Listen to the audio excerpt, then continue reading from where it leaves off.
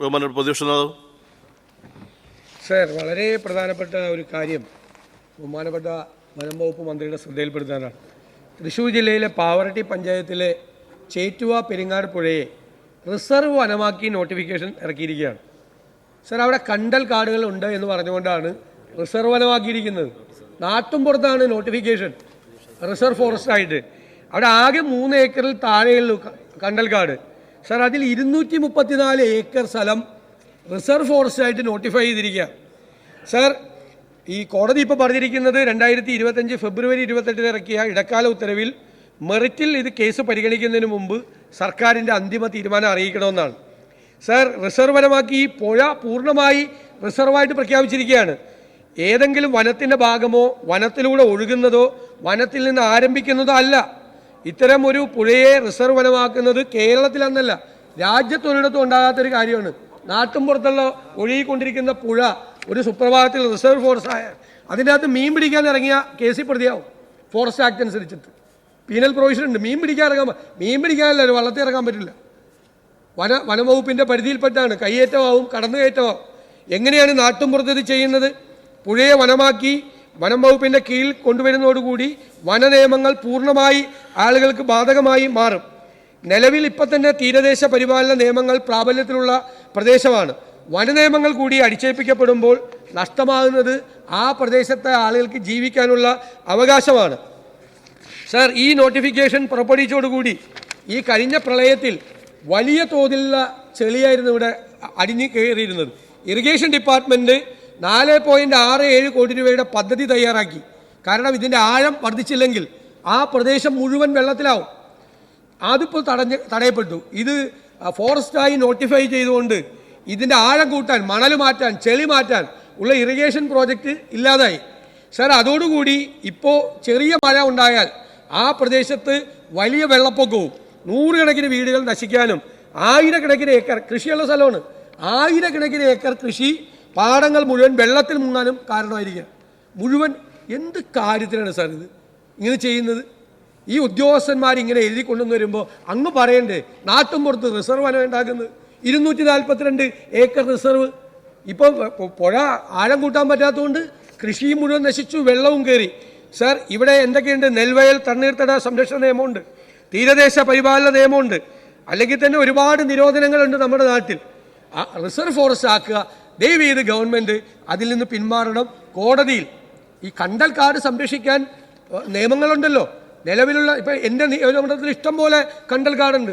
ഒരെണ്ണം വെട്ടാൻ ഞങ്ങളാരും സമ്മതിക്കില്ല. ഒരെണ്ണം നശിപ്പിക്കാൻ സമ്മതിക്കില്ല. അതിന് പ്രൊട്ടക്ഷൻ ഉണ്ട്. ഫോറസ്റ്റ് ആക്ട് അനുസരിച്ച് തന്നെ അതിന് പ്രൊട്ടക്ഷൻ ഉണ്ട്, പീനൽ പ്രൊവിഷൻ ഉണ്ട്. 3 ഏക്കറിൽ താഴെ കണ്ടൽക്കാടുള്ളതിൻ്റെ പേരിൽ 242 ഏക്കർ സ്ഥലം RF ആക്കാനുള്ള ഈ തീരുമാനത്തിൽ നിന്ന് സർക്കാർ പിന്മാറണം എന്ന് ഞാൻ വിനയപൂർവ്വം അഭ്യർത്ഥിക്കുന്നു. ഈ വിഷയത്തെ സംബന്ധിച്ച് ശ്രീ മുരളി പെരുന്നെല്ലി നോട്ടീസ് നൽകിയിട്ടുണ്ട്. അങ്ങേക്ക് 1 മിനിറ്റ് സംസാരിക്കും. സർ, പ്രതിപക്ഷ നേതാവ് ഉന്നയിക്കപ്പെട്ട പ്രശ്നം മണലൂർ മണ്ഡലത്തിലെ പാവറട്ടി, മുല്ലശ്ശേരി പഞ്ചായത്തുകളെ ബാധിക്കുന്ന ഗൗരവകരമായ പ്രശ്നമാണ്. ഈ വിഷയവുമായി ബന്ധപ്പെട്ട് വനം വകുപ്പ് മന്ത്രിയുമായി ബന്ധപ്പെട്ട് കഴിഞ്ഞ മാർച്ച് 3 ഒരു യോഗം നിശ്ചയിച്ചിരുന്നു. അത് അദ്ദേഹത്തിൻ്റെ അസൗകര്യം പ്രമാണിച്ച് ഇന്നലെ യോഗം നടത്തുകയുണ്ടായി. വീണ്ടും തൃശ്ശൂരിൽ യോഗം വിളിക്കുന്നതിന് വേണ്ടിയിട്ടുള്ള തീരുമാനങ്ങളായിട്ടുണ്ട്. ഈ പറഞ്ഞ പോലെ ഒരു പുഴ ആകമാനം തന്നെ റിസർവ് വനമാക്കി മാറ്റുകയാണ്. അതിനുള്ളിലാകെ 2 ഏക്കർ സ്ഥലമാണ് കണ്ടൽക്കാടുകളുള്ളത്. ചുറ്റുവട്ടമുള്ള ജനങ്ങൾക്ക് വളരെയേറെ പ്രയാസമാണ്. അവിടെ 8 കോടി രൂപ ചെലവഴിച്ചുകൊണ്ട് ഇപ്പോൾ നിർമ്മാണം പൂർത്തീകരിക്കാൻ പോകുന്ന ഇടിയഞ്ചിറ റെഗുലേറ്റർ, ആ റെഗുലേറ്റർ വഴി പുറത്തു പോകുന്ന വെള്ളം മുഴുവൻ കടലിലേക്ക് ഒഴുകേണ്ടത് ഈ പുഴ വഴിയാണ്. അതിപ്പോൾ നികന്നു കിടക്കുകയാണ്. അവിടെ മീൻ പിടിക്കുന്നതിന് വേണ്ടിയുള്ള തൊഴിലാളികൾക്ക് അതിനുള്ള സൗകര്യങ്ങളില്ല. ചുറ്റുവട്ടത്തുള്ള വീട്ടുകാർക്ക് വളരെ പ്രയാസമാണ്. അങ്ങോട്ട് കാലെടുത്ത് വെച്ചാൽ വനം വകുപ്പ് ഇടപെടുന്ന രൂപത്തിലേക്കാണ് നിൽക്കുന്നത്. അപ്പോൾ അതുകൊണ്ട് ഈ താൽക്കാലികമായിട്ടുള്ള ഈ നോട്ടിഫിക്കേഷൻ, ആ നോട്ടിഫിക്കേഷൻ കരട് നോട്ടിഫിക്കേഷൻ അത് പിൻവലിച്ച് ജനങ്ങൾക്കുണ്ടാകുന്ന ബുദ്ധിമുട്ട് അടിയന്തരമായി പരിഹരിക്കാൻ വേണ്ടിയിട്ടുള്ള എന്ത് മാർഗം എന്നുള്ളത് ഗൗരവതരമായിട്ട് ബഹുമാനപ്പെട്ട വനം വന്യജീവി മന്ത്രി. സർ, ബഹുമാനപ്പെട്ട പ്രതിപക്ഷ നേതാവും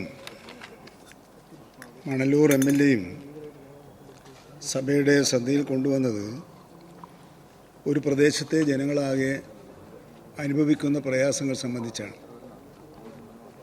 സർ, ഞാൻ അതിൻ്റെ സ്പിരിറ്റിൽ സ്വാഗതം ചെയ്യുന്നു. പക്ഷേ എന്തുകൊണ്ടാണ് ഇങ്ങനെ സംഭവിച്ചത്? പ്രതിപക്ഷ നേതാവ് ഉന്നയിച്ചതുകൊണ്ടാണ് ഞാൻ അങ്ങോട്ടേക്ക് കടക്കുന്നത്. എന്തുകൊണ്ടാണ് സംഭവിച്ചത്? എൻ്റെ മുമ്പിൽ എത്തിയപ്പോൾ അങ്ങത് ശ്രദ്ധിക്കേണ്ടതായിരുന്നില്ല എന്ന പ്രതിപക്ഷ നേതാവിൻ്റെ ഉപദേശം വിശാലാർത്ഥത്തിൽ ഞാൻ അംഗീകരിക്കുന്നെങ്കിലും ഇത് 2021 ഇത്തരത്തിലുള്ള ഒരു നോട്ടിഫിക്കേഷൻ പുറത്തു വന്നത്. 21 എന്ന് പറഞ്ഞാൽ 15/2/21 അങ്ങനെ വരാനിടയായത് അന്നത്തെ ആ ജില്ലയിലെ ജനപ്രതിനിധികളെല്ലാം ആ പ്രദേശം അതീവ പാരിസ്ഥിതിക പ്രശ്നങ്ങളുള്ളൊരു പ്രദേശമാണെന്നും ആ പുഴയുടെ ഒഴുക്ക് നിലനിർത്തണമെങ്കിൽ അത് റിസർവ് വനമായി ആ മേഖലയാകെ 200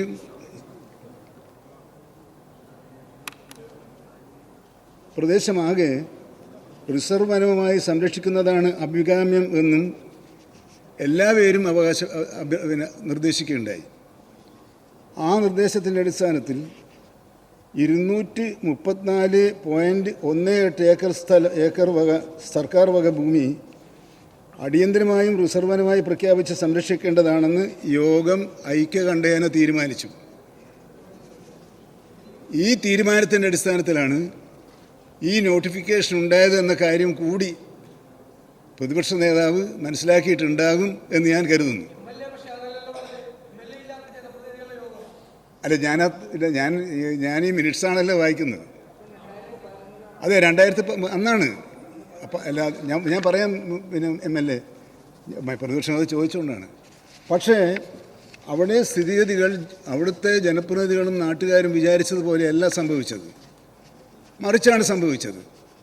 പുഴ ഇല്ലാതാവുകയും റിസർവ് വനമായി പ്രഖ്യാപിച്ച പ്രദേശമായതുകൊണ്ട് പ്രതിപക്ഷ നേതാവും ബഹുമാനപ്പെട്ട MLAയും ഇവിടെ ഉന്നയിച്ചതുപോലെ കാര്യങ്ങൾ മറ്റൊരു ദിശയിലേക്ക് മാറുകയാണ് ഉണ്ടായത്. അതാരുടെയെങ്കിലും ഒരു കുറ്റപ്പെടുത്തലായി അങ്ങയുടെ സ്വരത്തിൽ നിന്നും വന്നതിലുള്ള പ്രയാസം കൊണ്ടാണ് ഞാനത് പറഞ്ഞത്. അല്ലാതെ ഞാനത് ഉന്നയിക്കാൻ ആഗ്രഹിച്ചതേ അല്ല.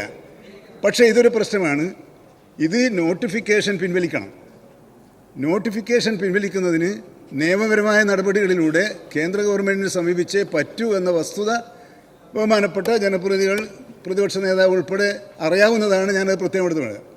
അപ്പോൾ ഇന്നലെ ഇതിൻ്റെ അടിസ്ഥാനത്തിൽ ഒരു ഉന്നതതല യോഗം MLA കൂടി പങ്കെടുപ്പിച്ചുകൊണ്ട് ചേർന്നിരുന്നു.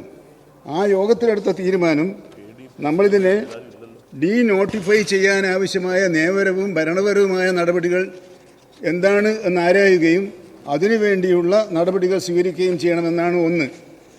2, ആ പ്രദേശത്തെ ജനങ്ങൾ ഇപ്പോൾ അനുഭവപ്പെടുന്ന പ്രയാസങ്ങൾ പരിഹരിക്കുന്നതിനാവശ്യമായ താൽക്കാലിക സംരക്ഷണ നടപടികൾ എന്താണ് എന്നാലോചിക്കേണ്ടതുണ്ട് എന്നതിൻ്റെ ഭാഗമായാണ് നാളെ വീണ്ടും 22-ാം തീയതി രാവിലെ വീണ്ടും തൃശ്ശൂർ കലക്ട്രേറ്റിൽ ഉദ്യോഗസ്ഥന്മാരുടെയും MLAയുടെയും ഉൾപ്പെടെയുള്ളവരുടെ യോഗം ചേർന്ന് ചർച്ച ചെയ്യണമെന്ന് തീരുമാനിച്ചത്.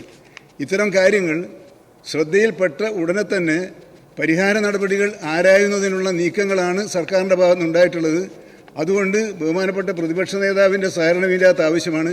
നിയമപരവും ഭരണപരവുമായ പ്രശ്നങ്ങളായതുകൊണ്ട് അത് നിയമത്തിൻ്റെ വഴി പോയാൽ മാത്രമേ പരിഹരിക്കാൻ കഴിയൂ എന്ന കാര്യം ബന്ധപ്പെട്ട ആളുകളെ അറിയിക്കാൻ, സ്വാധീനിക്കുകയല്ല, ബോധ്യപ്പെടുത്താൻ ബഹുമാനപ്പെട്ട പ്രതിപക്ഷ നേതാവിൻ്റെ സഹായം കൂടി ഞാൻ അഭ്യർത്ഥിച്ചുകൊണ്ട് ഈ പ്രയാസങ്ങളിൽ നിന്നും ജനങ്ങളെ സംരക്ഷിക്കാൻ ആവശ്യമായ എല്ലാ നടപടികളും ഊർജിതമായി തന്നെ സ്വീകരിക്കാൻ സർക്കാർ ആത്മാർത്ഥമായി ശ്രമിക്കും എന്ന് ഉറപ്പു നൽകാൻ ഈ സന്ദർഭം ഉപയോഗപ്പെടുത്തുന്നു.